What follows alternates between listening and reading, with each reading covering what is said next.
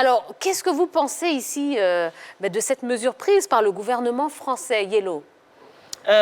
Cette mesure-là, véritablement, ne me convient pas parce qu'elle part en contradiction avec la proposition de l'UEFA qui voudrait qu'on félicite ou qu'on récompense les vainqueurs des championnats au mérite sportif. Si on arrête la Ligue 1 professionnelle française, je ne pense pas que le mérite sportif sera valorisé. Donc, moi, c'est une décision qui ne me convient pas véritablement. Mais attendez, la saison s'est terminée à quelle journée À 28e, à la 28e journée. Voilà. Mais elle a on avait peut-être quand même déjà les grandes tendances de la fin de saison.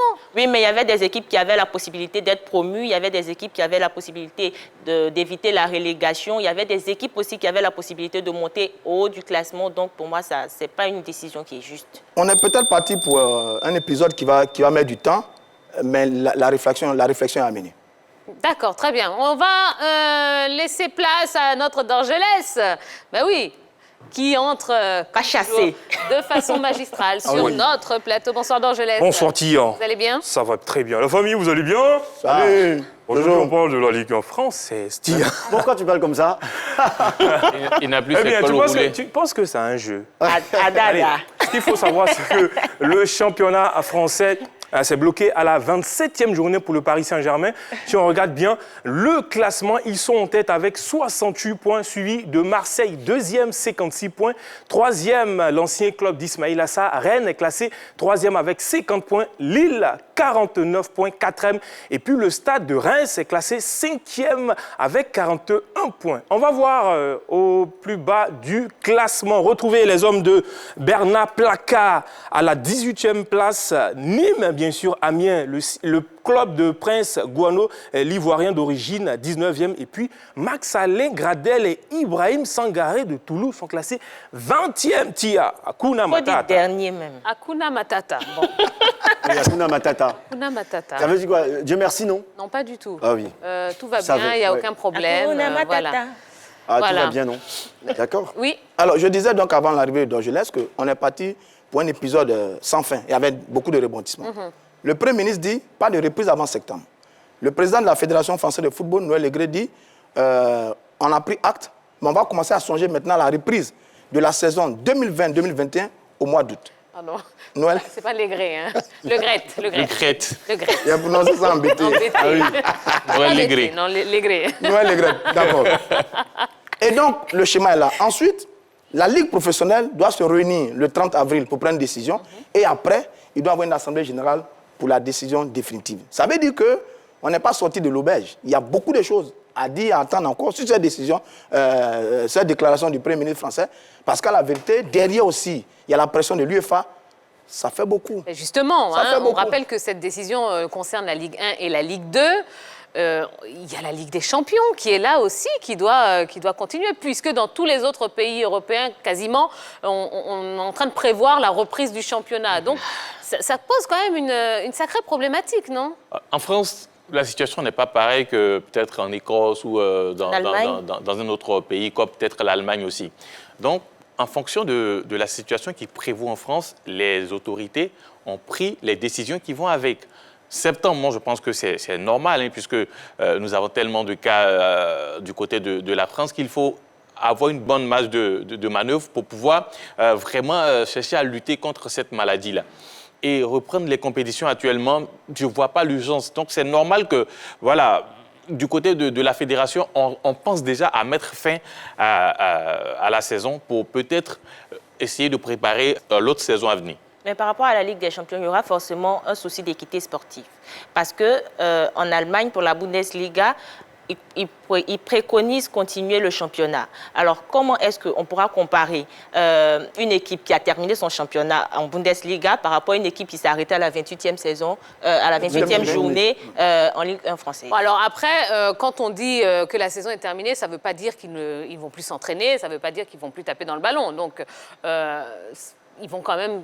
C'est par rapport aussi au classement de la Ligue 1, ou c'est par rapport au classement de la Ligue qu'on va en Ligue des Champions, donc il y a un souci. Dans tous les cas, c'est un schéma assez compliqué. Parce qu'en Italie, on veut reprendre la compétition. Et en France, on veut arrêter la compétition. Et d'ailleurs, en Belgique, la Belgique qui avait été la première à annoncer l'arrêt et qui a reçu donc le niet de l'UEFA, a dû reporter sa décision un peu plus tard. Donc, c'est un peu compliqué. Mais dans tous les cas, la FIFA veille, l'UEFA veille, et je pense qu'après, il va y avoir d'autres discussions, parce que pas question d'année blanche pour l'UEFA, qui veut terminer les championnats domestiques et terminer la Ligue des Champions avant d'entamer la prochaine saison. Alors, rapidement, est-ce qu'on doit comprendre que finalement, la décision ne revient pas uniquement aux fédérations? Ça peut changer. Hein. Je dis, ça peut évoluer.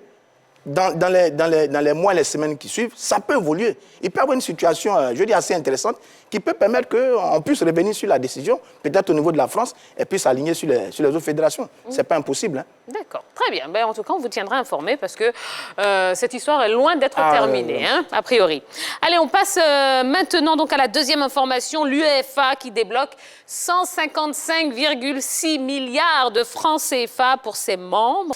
Ben, c'est une bonne nouvelle, Henri Jo. Oui, une très très bonne nouvelle. Déjà, on se souvient que depuis cette pandémie, le début de cette pandémie, les clubs perdent énormément d'argent, notamment le Real de Madrid, avec ses entrées au stade, au Santiago Bernabéu qui ont stoppé. Là, les clubs sont en difficulté. Donc, c'est normal que l'UEFA pense à ces clubs-là avec ces moyens qu'ils octroient pour leur permettre quand même de pouvoir survivre. Bravo, bien joué. Véritable bouffée d'oxygène pour les différents clubs. L'UEFA avait vraiment raison de mettre la main à la poche. Ça a été fait. Et il faut saluer l'initiative. Yellow. Non, regarde l'argent là de loin. On est là, on ne met pas des milliards. Avec l'association. Je regarde ça de loin comme ça, je ne reçois rien. Bon, j'attends peut-être la CAF, je ne sais jamais. Vous avez la raison. Est-ce que le Stella Club d'Adjami va recevoir aussi sa part? Ben, C'est justement, important, hein? J'ai un ami là-bas, il a besoin d'argent. Mais est-ce que le Stella joue en Europe?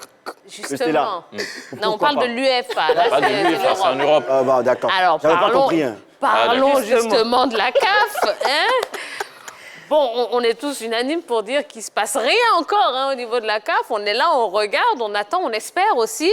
Pourtant, la CAF est inactive. Vous comprenez ce manque de réactivité hein, de la CAF? Je ne peux pas comprendre ça. Parce que mon association n'a rien reçu. Pourtant, mon association dépend de la CAF. Ma fédération dépend de la CAF, mais on n'a rien reçu. La CAF. Pour les nouveaux téléspectateurs, on rappelle votre fédération. Association pardon. des femmes, des futurs footballeurs. Voilà, il n'y a pas de dire le pays, il n'y a pas de Côte d'Ivoire. Il Tia. faut voyager.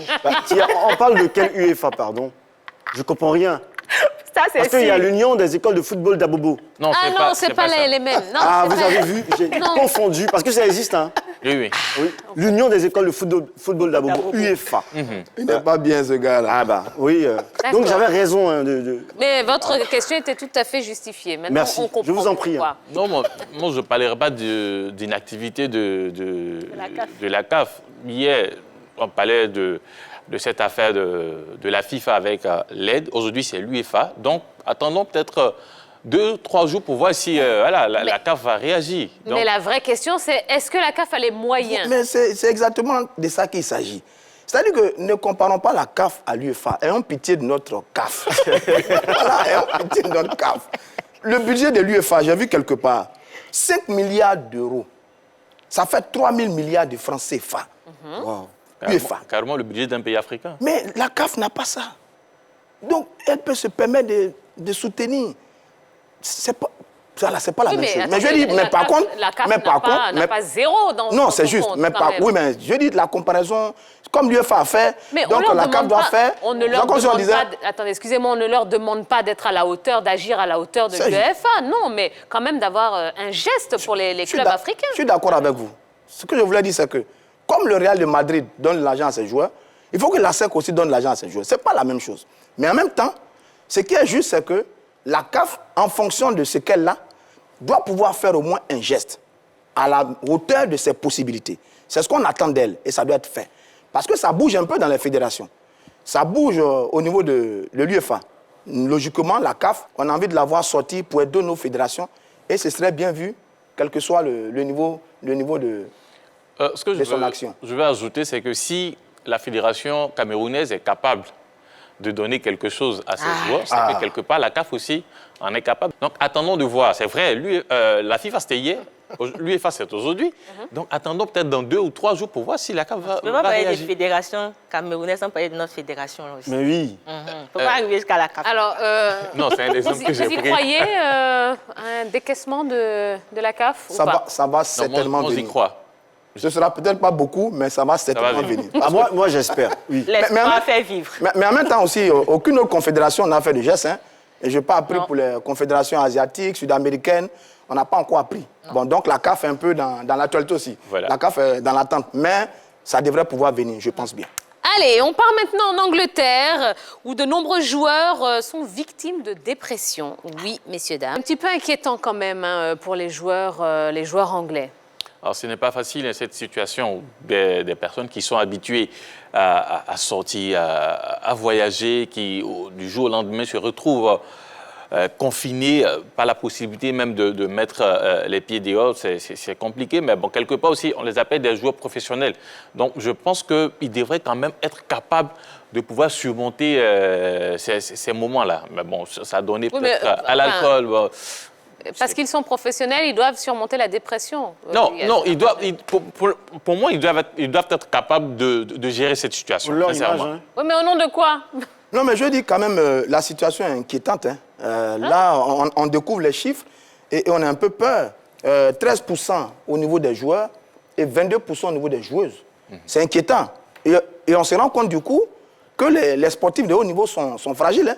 Ils sont vraiment fragiles. Parce que, à la vérité, comme dit Joël, pour quelqu'un qui est habitué aux compétitions, qui est habitué à l'adversité, qui est habitué à beaucoup d'épreuves, devrait logiquement pouvoir tenir dans une telle situation par rapport à une situation ordinaire ou bien un individu qui a une activité ordinaire. Mais on se rend compte là qu'ils sont vraiment fragiles. Mais il faut les comprendre aussi parce que leur vie d'athlète les habitue à un certain nombre de choses. Voyage, déplacement, activité, foule, ambiance. Bon, quand il n'y a plus ça... Dites le mot. Dites le mot. Pour faire la passe à Yellow. Voilà, allez, Yellow, voyage. Avec tous les cris des enfants à la maison. Ah, merci. La femme qui est toujours en train de bouder, tu ne m'as pas donné l'argent de panier. Ça plonge dans la dépression. Mais vous avez raison, vraiment. Courage à vous. Puis revenez en pleine forme, en bonne santé sur les terrains. Voilà. Alors, ça soulève quand même une petite question. Est-ce que, avant la reprise hein, des championnats, voire ne serait-ce que les entraînements, il ne faudrait pas penser à un suivi psychologique pour ces joueurs avant d'envisager une reprise? Si. Avec ce qui se passe, il faut vraiment y penser au niveau des clubs. Et moi, je pense que les clubs ont des staffs, en ce sens, qui forcément vont approcher les joueurs à l'approche de la reprise. Donc, ça va se faire au niveau où le besoin se fera sentir. Et je sais que ça va se faire. Ils n'ont pas parlé des joueurs de la Ligue 1 ivoirienne. Non, ils sont... non. Ils ont une dépression salariale. Oui, concernant les joueurs de la Ligue 1, même les joueurs ivoiriens, moi je connais un groupe de joueurs. Il y a Moussa, il y a Bamba, et puis il y a Isco, voilà, que je salue au passage, Oui. voilà, qui a une dépression. Hein. Avant qu'il partait s'entraîner, au retour, il y avait une tante qui vendait plaques à lui au quartier. Oui. Elle n'est plus là. Une dépression pas possible chez eux. Hein. Ah ben, on Chaque imagine. matin, tu les vois, ils me disent au revoir. Jojo, au revoir, il n'y a pas plaque à lui. Bon, après, il y a Et comment on appelle cette dépression-là? dépression, plaque alimentale même. Ça dépend de vous. Hein. Après, bon, c'est vous qui Ils ne sont pas bien les deux là. Elle dit dépression salariale, lui dit dépression plaque alimentaire. C'est pas bien, c'est pas bien. Je dis quand même, la FIFA avait prévu, avant la reprise de la compétition, de donner 3 semaines aux athlètes pour se préparer. Je pense que c'est le même schéma qui va être fait par tous les clubs et toutes les fédérations, parce qu'à la vérité, on ne peut pas reprendre automatiquement. Il faut une petite période d'adaptation pour permettre aux joueurs. Et c'est à ce moment-là que le travail psychologique va se faire, parce que c'est inévitable sur la situation actuelle. D'accord, eh bien, très bien. Voilà ce qu'on pouvait vous dire hein, concernant ce plus d'actu.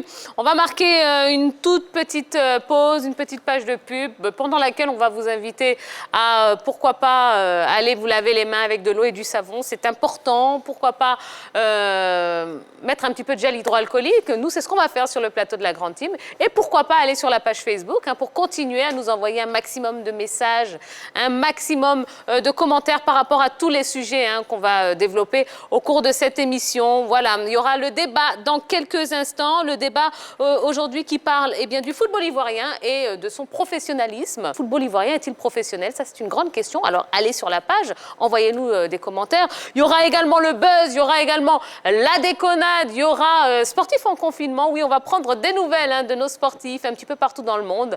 Et bien voilà, ça sert à ça la grande team. Alors, ne bougez surtout pas, on revient dans quelques instants.